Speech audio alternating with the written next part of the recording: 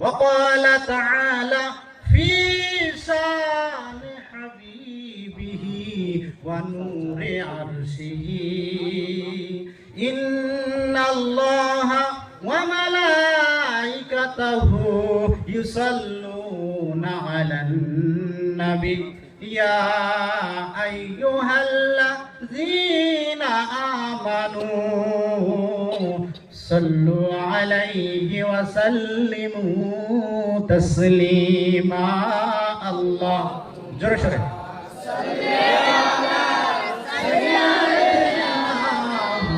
مولانا محمد وعلى آل سيدنا مولانا محمد اللهم صل على سيدنا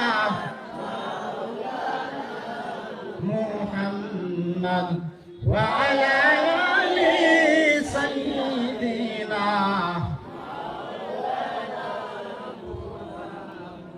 সোনার মদিনা বহু দূরে মদিনাওয়ালা আমার অন্তরে সোনার মদিনা বহু দূরে মদিনাওয়ালা আমার অন্তরে তাহার প্রেমে দরুদ পড়ো মন প্রাণ সকলে আল্লাহুম্মা জোরে মহব্বতের সাথে মাওলানা মুহাম্মদ ওয়া আলা আলি মাওলানা ইয়াসিনতুহা মুজাম্মিলো মুদাসসিরো নাম তাহার ইয়াসিনতুহা মুজাম্মিলো মুদাসসিরো নাম তাহার সকল গুণে গুণান্বিত মুহাম্মদ নাম তাহার আল্লাহুম্মা সাল্লি আলা মাওলানা মুহাম্মদ ওয়া আলা আলি সাইয়্যিদিনা মাওলানা কলেমা ধরো মোর কলেমা মনো মোর কলেমা ইসলামর খুঁটি ও বান্দা কলেমা ইসলামর খুঁটি মারিবি মারিবি ও আল্লাহ মুখত কলেমা দি ও আল্লাহ মুখত কলেমা দি সকলেই মহব্বতের সাথে কলেমার জিকির সকলেই প্রাণ খুলে করবেন লা ইলাহা ইল্লাল্লাহ লা ইলাহা ইল্লাল্লাহ লা ইলাহা ইল্লাল্লাহ লা ইলাহা ইল্লাল্লাহ লা ইলাহা ইল্লাল্লাহ লা ইলাহা ইল্লাল্লাহ এই কলিমা পড়লে মুমিন পাবি রে তুই সুখ এই কলিমা পড়লে মুমিন পাবি রে তুই সুখ এই কলিমা পড়লে মুমিন পার হবি রে তুই লা ইলাহা ইল্লাল্লাহ লা ইলাহা ইল্লাল্লাহ লা ইলাহা ইল্লাল্লাহ লা ইলাহা ইল্লাল্লাহ লা ইলাহা ইল্লাল্লাহ লা ইলাহা ইল্লাল্লাহ লা ইলাহা ইল্লাল্লাহ লা ইলাহা ইল্লাল্লাহ লা ইলাহা ইল্লাল্লাহ লা ইলাহা ইল্লাল্লাহ। আসমানের মালিক যে আল্লাহ, জমিনের মালিক সেই আল্লাহ, আরিমার মালিক যে আল্লাহ, সিংহিমারির মালিক সে আল্লাহ। লা ইলাহা ইল্লাল্লাহ লা ইলাহা ইল্লাল্লাহ লা ইলাহা ইল্লাল্লাহু মুহাম্মাদুর রাসূলুল্লাহ। সর্বপ্রথম আমি আজকে আরমারি সুবাহি দ্বীনি মক্তবের আয়োজিত 40তম জলসার সুনামধন্য সভাপতি সাহেব এবং আমার সাথে বসে থাকা উলামায়ে হযরত এবং সামনে বসে থাকা দিনদার, পরহেজগার, মুত্তাকি, আমানতদার, দিয়ানতদার, আমার সমবয়সী এবং আমার বাবার বয়সী প্রাণপ্রিয় আব্বা জানেরা ও আমার সাথীবৃন্দ এবং পর্দার আড়ালে বসে থাকা হৃদয় গহীনে যাদের স্থান, আমার প্রাণ প্রিয় মা ও বোনেরা, মহান আল্লাহ রাব্বুল আলামিন আমাদেরকে অশান্তময় পৃথিবীর অশান্ত পরিবেশ থেকে এমন এক জায়গায় বসার আসার তৌফিক ইনায়াত করেছেন। সেই মহান রব্বুল ইজ্জতের প্রতি আমরা লাখো কোটি শুকরিয়া জ্ঞাপন করি। সকলেই বলি আলহামদুলিল্লাহ, আরো জোরে বলি আলহামদুলিল্লাহ। তারপরে জানাই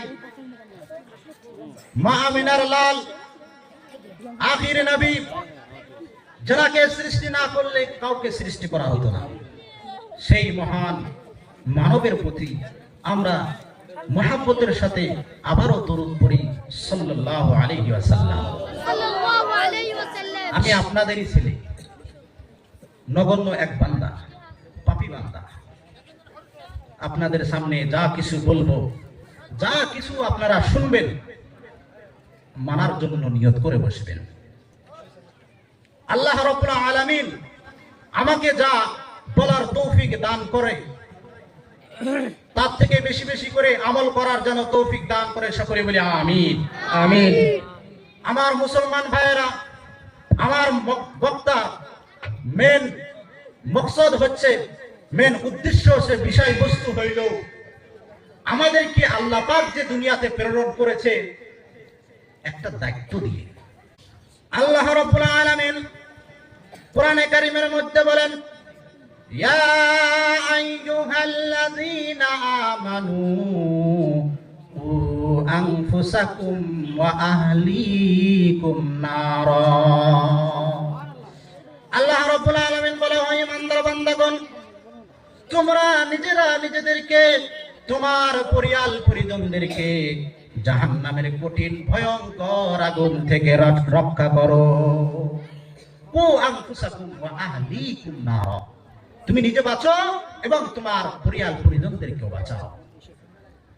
আল্লাহ রাব্বুল আলামিন এই আয়াতের মধ্যে, আমার মুসলমান ভাইয়েরা লক্ষ্য করে মনোযোগ সহকারে শুনবেন, আল্লাহ রাব্বুল আলামিন এই আয়াতের মধ্যে মুমিনদের উপরে একটা দায়িত্ব দিলেন। তা হইল, একটা মুমিন বান্দা যেমন আল্লাহকে ভয় করে, জান্নাতের আশায় জাহান্নামের ভয়ে নিজেকে সংশোধন করে, সৎ আমল থেকে অসৎ আমল থেকে নিজেকে বিরত রাখে, সৎ কামের মধ্যে লিপ্ত হয়ে যায়, ঠিক তেমনি ভাবে তার পরিয়াল পরিজনদেরকে ইসলামী শিক্ষা বিধান, শরীয়তের বিধি বিধান পালন, বিধি নিষেধ থেকে বিরত রাখার মাধ্যমে কঠিন জাহান্নাম থেকে রক্ষা করতে হবে।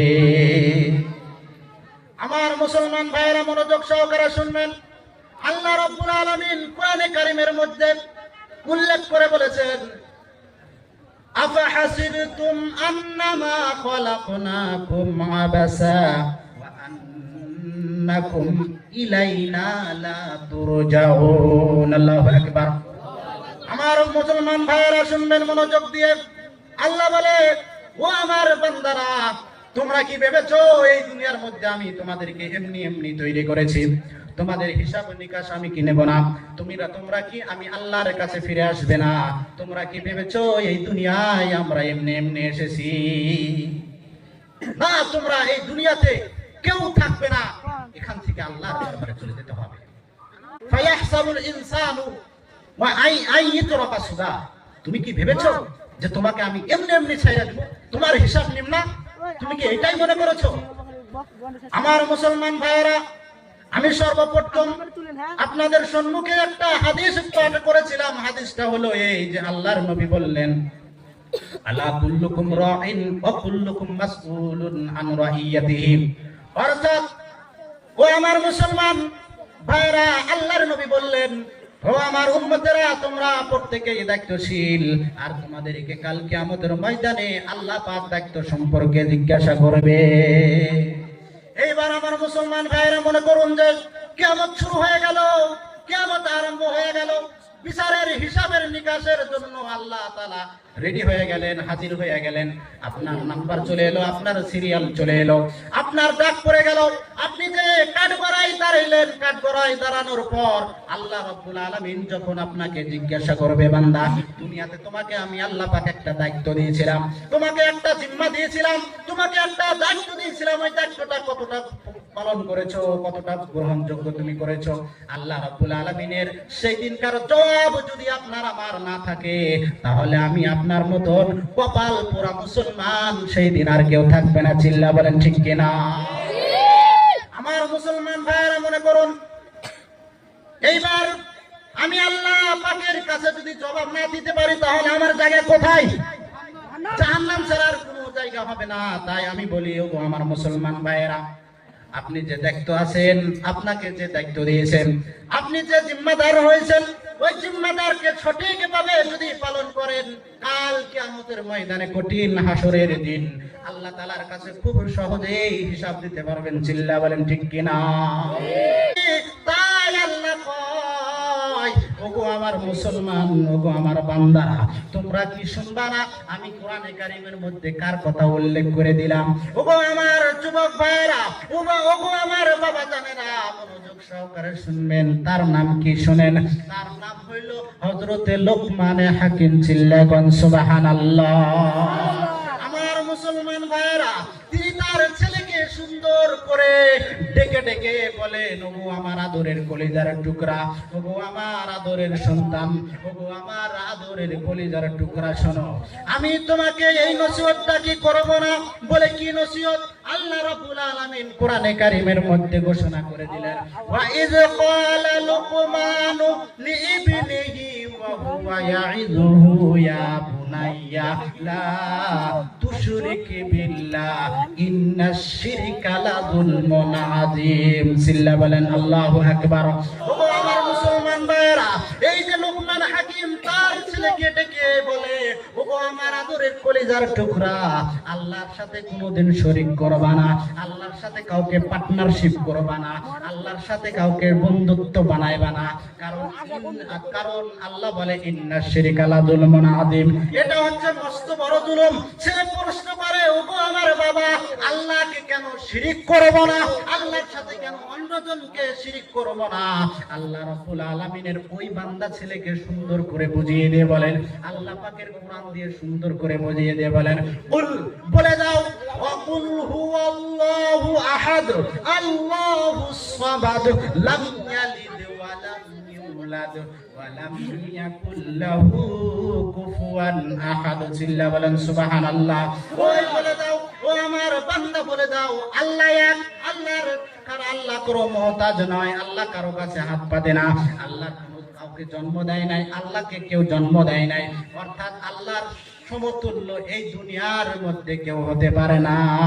ওগো আমার আরমানের মুসলমান ভাইয়েরা, একবার অন্তরে হাত দিয়ে বলেন, আপনার ছেলেকে কোনোদিন আল্লাহ বলা শিখাইছেন নাকি?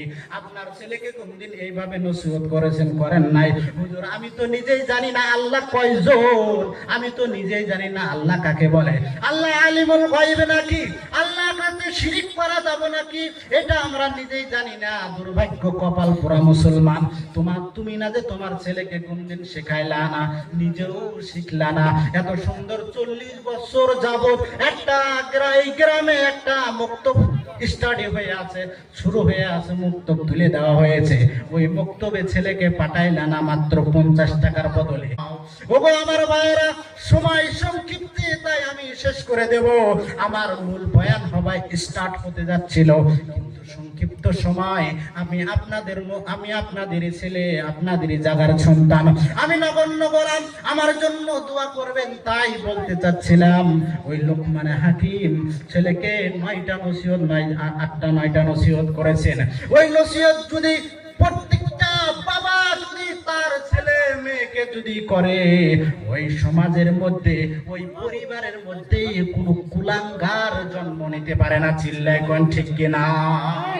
যদি দেখা যায় এক গ্রামের মধ্যে মেয়েরা পর্দাশালী নাই, অর্থাৎ বেপর্দা চলে, ছেলে মেয়েরা গান বাজনায় লিপ্ত হয়ে আছে, মুসল্লি নাই, বেনামাজি সবাই, মানুষ এক অপরের সাথে হিংসা করে, গালাগালি করে, বুঝতে হবে ওই বাড়ির যে মুরব্বী আছে, ওই বাড়ির যে বাবা মা আছে, তার ব্যবহার ঠিক নাই, বিদায় তার ছেলে সন্তান ঠিক নাই। চিল্লা বলেন ঠিক কিনা? আমার মুসলমান ভাইয়েরা, তারপর লোকমানে হাকিম ছেলেকে নামাজের কথা হুকুম করলেন, নামাজের নসিহত করলেন, মা বাবার সাথে কেমনে ব্যবহার করতে হবে সেটাও নসিহত করলেন। একে একে সব কিছুই সুন্দরভাবে বুঝিয়ে দিলেন, যে 8-9টা খুবই একটা বান্দার জন্য অপরিহার্য, একদম গুরুত্বপূর্ণ।